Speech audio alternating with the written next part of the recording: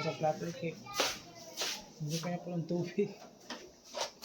Dahil ugas ano. Sa plato.